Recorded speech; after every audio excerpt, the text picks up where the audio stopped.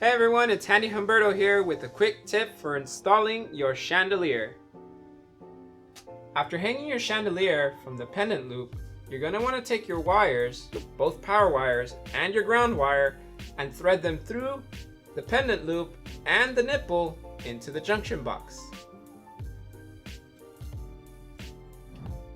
Once you see your wires come out on the other side of the nipple in your junction box, pull them through long enough so that you can connect them to your household wiring.